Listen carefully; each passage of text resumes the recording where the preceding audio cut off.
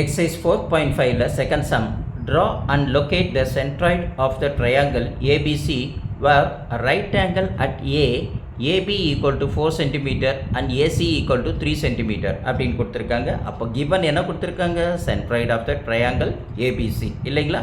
At right angle at A, right angle எங்கே வரணும்னு சொல்லியிருக்காங்க, ஏல ரைட் ஆங்கிள் வரணும் அப்படின்னு சொல்லியிருக்காங்க. அப்போ AB equal to 4 centimetre, AC equal to 3 centimetre அப்படின்ற கிவனை எடுத்து எழுதிட்டு இங்கே ரஃப் டயக்ராம்ட்டு ஒன்று போடணும். ஏன்னா அந்த ரஃப் டயக்ராமுக்கு 1 மார்க் இருக்குது இல்லைங்களா? அங்கே என்ன சொல்லியிருக்காங்க, ரைட் ஆங்கிள் அட் ஏ, அப்போது ஏ இங்கே வரணும், பி இங்கே வரணும், சி இங்கே வரணும். அப்போ 90 டிகிரி வர மாரி ஒரு ரைட் ஆங்கிள் ஒன்று வரைஞ்சிட்டோம். ஏபி ஈக்குவல் டு 4 சென்டிமீட்டர், அதை தான் பேஸாக எடுத்துக்கணும். அந்த ஏசின்றது தான் ஹைட்டுன்னு சொல்கிற 3 சென்டிமீட்டர் இல்லைங்களா? ஒரு ரைட் ஆங்கிளில் வரக்கூடியது பேஸ் அண்ட் ஹைட் அப்படின்ற மாரி எடுத்து வரையணும். இதை இப்போ எப்படி ஃபேராக வரைகிறது அப்படின்றத நம்ம பார்த்துக்குறோம். பார்க்கலாங்களா? இப்போ நம்ம ஸ்கேல் எடுத்துக்கிறோம். என்ன செய்கிறோம், ஏபி ஈக்குவல் டு எவ்வளவு 4 சென்டிமீட்டர் கொடுத்துருக்காங்க இல்லைங்களா? அப்போ நம்ம 4 சென்டிமீட்டருக்கு இங்கேருந்து இந்த 4 சென்டிமீட்டருக்கு சின்னதாக அழகாக ஒரு லைன் ஒன்று ட்ரா பண்ணிக்கிறோம் இல்லைங்களா? இதை தான் ஏ, இதை தான் பி அப்படின்னு நம்ம மென்ஷன் பண்ணுறோம். இது ஏன்னு போட்டுக்கிறோம், இது பின்னு போட்டுக்கிறோம். இந்த ஏபி வரைஞ்சாச்சு. இப்போது நம்ம என்ன செய்கிறோம், இங்கேருந்து என்ன சொல்லியிருந்தாங்க அவங்க, 3 சென்டிமீட்டருக்கு ஒரு பெர்பெண்டிகுலர் பைசெக்டார் எதுலேருந்து ஏலேருந்து ஒரு 3 சென்டிமீட்டருக்கு நம்ம வரையணும் இல்லைங்களா? இப்போ நம்ம எப்படி வரையிறது அப்படின்றத மட்டும் பார்ப்போம். ஓகேங்களா? இப்போது ஸ்கேல் ஒன்று எடுத்துக்கோங்க.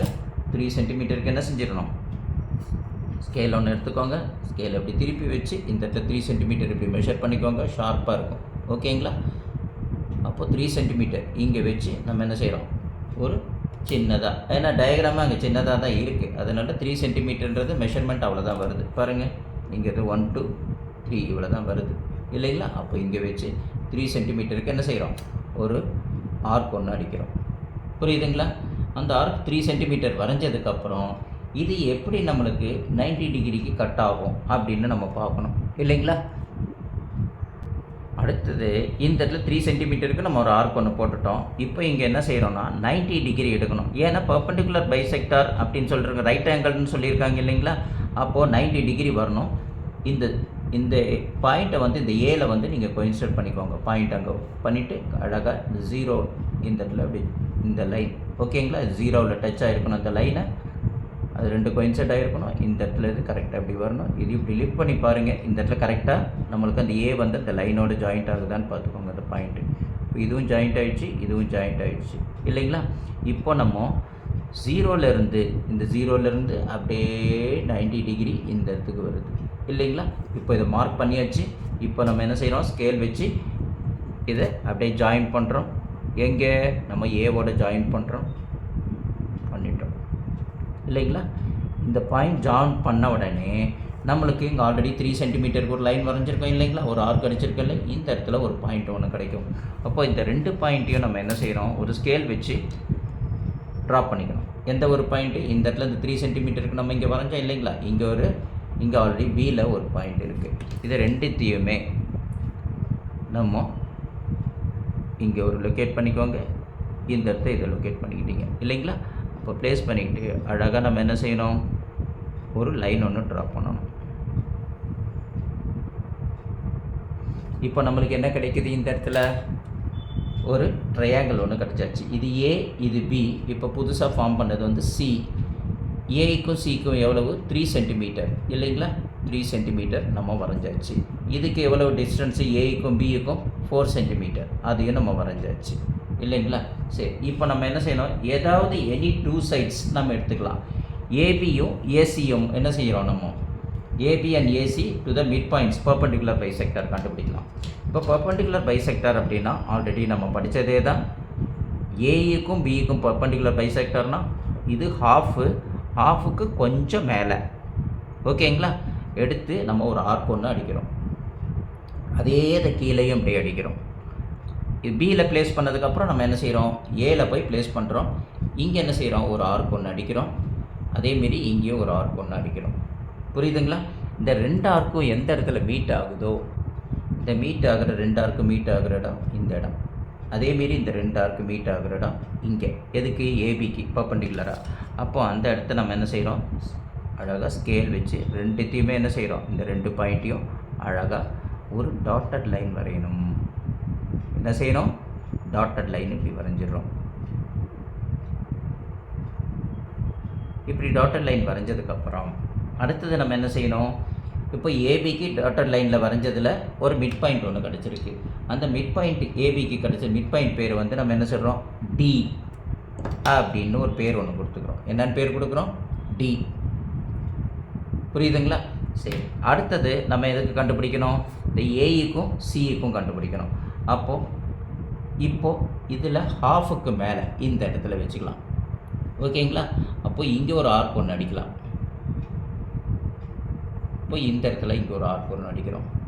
அதேமாரியே இந்த இடத்துல இங்கே வச்சு இங்கே ஒரு ஆர்க் அடிக்கிறோம், இங்கே ஒரு ஆர்க் அடிக்கிறோம். அப்போ இந்த 2 ஆர்க்கு எந்த இடத்துல மீட் ஆகுதுன்னு பார்த்தா இந்த ஆர்க்கு இந்த இடத்துல மீட் ஆகுது இல்லைங்களா? அதேமாரி இந்த ஆர்க்கு இந்த இடத்துல மீட் ஆகுது. இது 2 மீட் ஆகிற இடத்த நம்ம என்ன செய்கிறோம், பாயிண்ட்டை நோட் பண்ணிவிட்டு அங்கே வச்சு என்ன செய்கிறோம், ஒரு டாட்டட் லைன் ஒன்று பெர்பெண்டிகுலர் பைசெக்டர் ஆஃப் த ஏசிக்கு நம்ம ட்ரா பண்ணணும். இது ஏ, இது சி, அதுக்கு பெர்பெண்டிகுலராக ஒரு டாட்டட் லைன். புரியுதுங்களா? ஸோ இந்த டாட்டட் லைனை இப்படி நம்ம என்ன செய்கிறோம், இப்படியே வரைஞ்சிக்கிட்டு வரோம். சரி, இந்த 2 டாட்டட் லைனும் இப்போ நம்ம வரைஞ்சாச்சு. வரைஞ்சதுக்கப்புறம் நம்ம என்ன ஞாபகம் சொல்லியிருக்கோம் முதல்ல ஆல்ரெடியே, இப்போது மிட் பாயிண்ட் இதுக்கு டீன்னு கொடுத்தோம், பேர் கொடுத்தோம். இதுக்கு ஒரு மிட் பாயிண்ட் இ அப்படின்ற பேர் இதுக்கு கொடுத்துட்றோம். ஓகேங்களா? சரி, இப்போது ஏபிக்கு கிடைச்ச மிட் பாயிண்ட் எது, டி இல்லைங்களா? அந்த டிக்கு ஆப்போசிட்டில் எந்த வெர்டெக்ஸ் இருக்குதுன்னு பார்க்குறோம். சின்ற வெர்டெக்ஸ் ஒண்டி தான் இருக்குது. அப்போ இதையும் நம்ம என்ன செய்கிறோம், ஜாயின் பண்ணுறோம். ஓகேங்களா? இந்த 2 பாயிண்ட்டையும் என்ன செய்கிறோம், இந்த டியும் சியும் இல்லைங்களா, இது 2த்தையும் என்ன செய்கிறோம், ஒரு ஸ்ட்ரெயிட் லைன் போட்டு இந்த மிட் பாயிண்ட்லேருந்து ஆப்போசிட் வெர்டெக்ஸை ஜாயின் பண்ணிட்டோம். சரி, அடுத்தது இங்கே பார்க்குறோம் ஏசிக்கு மிட் பாயிண்ட் என்னது, ஈன்ற பாயிண்ட் கொடுத்துருக்காங்க. அந்த இடத்துல இருந்து நம்ம என்ன செய்யணும், பின்ற இடத்துக்கு ஒரு என்ன செய்யணும், ஸ்ட்ரெயிட் லைன் ஒன்று வரையணும், ஆப்போசிட் வெர்டெக்ஸ். அதுதானே நம்மளுக்கு தெரியுது. அப்போது ஈன்ற அந்த மிட் பாயிண்ட்லேருந்து ஆப்போசிட்டில் இருக்கக்கூடிய பீன்ற இந்த பாயிண்ட் இருக்குது பார்த்தீங்களா, இதையும் என்ன செஞ்சிடறோம், நம்ம ஒரு ஸ்ட்ரெயிட் லைன் ஒன்று ட்ரா பண்ணுறோம். இப்போ இங்கே வரைஞ்சமே இப்போ 2 மீட் பாயிண்ட் எங்கே மீட் ஆகுதுன்னு பார்த்தோம்னா இந்த இடத்துல மீட் ஆகுது. அதை தான் நான் கன்சிடர்ட் ஆஸ் என்னது, ஜி. இது இந்த 2 பாயிண்ட் இங்கே மீட் ஆகுது பார்த்தீங்களா, இந்த 2 லைனும் இப்போ நம்ம வரைஞ்சோம் பார்த்தீங்களா. டிக்கு ஆப்போசிட்டில் இருக்கிற சிக்கு வெர்டெக்ஸில் லைன் வரைஞ்சோம். அதேமாரி இக்கு பின்ற வெர்டெக்ஸுக்கு ஒரு லைன் ஒன்று வரைஞ்சோம். இந்த சிடியும் இபியும் எங்கே ஜாயிண்ட் ஆகுதுன்னு பார்த்தா இந்த இடத்துல ஜாயிண்ட் ஆகுது. அந்த ஈன்றது தான் நம்ம அந்த மீட் ஆகிற அந்த பாயிண்ட் தான் என்ன சொல்கிறோம், ஜி அப்படின்னு சொல்கிறோம். ஜின்னு சொன்னோம்னா நம்மளை பொறுத்த வரைக்கும் அது என்னது, G is a centroid and it is lies inside the triangle அப்படின்ற கான்செப்ட் நம்மளுக்கு புரியுது இல்லைங்களா? ஸோ இதை தான் நம்ம இங்கே டயக்ராமில் பார்க்கணும். புரியுதுங்களா? ஸோ அதனால் இதை அழகாக நீங்கள் புரிஞ்சுக்கோங்க. அதுக்கப்புறம் ஒரு கன்ஸ்ட்ரக்ஷன் ஒன்று வரையணும். எப்படி, draw ABC with AB equal to 4 centimetre எழுதிருங்க. அடுத்தது ஏசி ஈக்குவல் டு 3 சென்டிமீட்டர் அதையும் அங்கே எழுதிருங்க. And angle A equal to 90 degree, மறக்காமல் அதை 90 டிகிரி இப்படி மென்ஷன் பண்ணாலே, இப்படி சின்ன ட்ரையாங்கிள் போட்டாலே it is understood as a 90 degree. ஓகேங்களா? அடுத்தது செகண்ட் பாயிண்ட் என்னது, draw the perpendicular bisectors of the any 2 sides. நம்ம என்ன சூஸ் பண்ணுறோம், ஏபியை சூஸ் பண்ணுறோம், ஏசியை சூஸ் பண்ணுறோம் இல்லைங்களா. AB and AC to find the mid points of AB is A D and AC is A E அப்படின்னு நம்ம சூஸ் பண்ணி எடுத்துட்டோம். Draw the median. அப்போ மீடியன் என்ன வருது, டி வந்துடுச்சு இல்லைங்களா. சிடி ட்ரா பண்ணிடுச்சு இல்லை, டியிலேருந்து நம்ம ஆப்போசிட் வெர்டெக்ஸில் ஒன்று வரைகிறோம், அதுதான் மீடியன், சிடின்ற மீடியன். அதேமாரி பியிலேருந்து இக்கு ஒன்று வரைகிறோம், அதுதான் என்னது, இன்னொரு median. Let the meet at என்ன இடத்துல, ஜின்ற இடத்துல மீட் ஆகுது.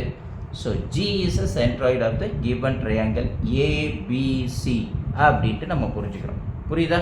ஸோ இதை அழகாக நீங்கள் என்ன செஞ்சிடணும், ப்ராக்டிஸ் பண்ணி போட்டு பாருங்கள், you will get full mark. கொஞ்சம் நீட்டாக டயக்ராம் வரையணும். எப்போ ஜாமெண்ட்ரி வரைஞ்சாலும் பென்சிலை அழகாக ஒவ்வொரு வாட்டியும் நீங்கள் ஷார்ப் பண்ணிவிட்டு அழகாக நீட்டாக வச்சுக்கோங்க.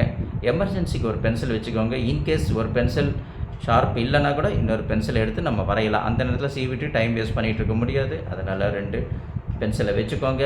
அழகாக கன்ஸ்ட்ரக்ஷனை எழுதிருங்க, ரஃப் டயக்ராம் எழுதிருங்க. டோட்டலாக உங்களுக்கு எவ்வளோ மார்க்கு கிடைக்கும்? 8 மார்க்கு கண்டிப்பாக கிடைக்கும். புரியுதுங்களா? இது நீங்கள் வரைஞ்சி ப்ராக்டிஸ் பண்ணுறது தான் உங்களுடைய வேலை. அழகாக நீங்கள் ப்ராக்டிஸ் பண்ணி பாருங்கள். You will get a set up.